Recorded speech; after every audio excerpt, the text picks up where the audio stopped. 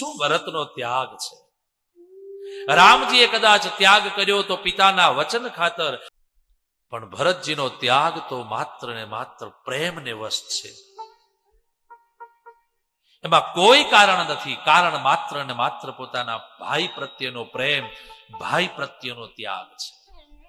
અને નિસ્વાર્થ રામના ત્યાગમાં તો ક્યાંક પિતાના વચન પડ્યા છે, ક્યાંક માના વચન પડ્યા છે, અને ક્યાંક નિશ્ચર વંશ નો ઉદ્ધાર કરવાની પ્રતિજ્ઞા છે.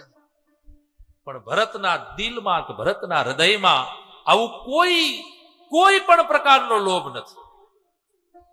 માત્ર એક જ લોભ છે, મારા રાઘવને હું પ્રિય લાગુ, મારા ભગવાનને હું પ્રિય લાગુ.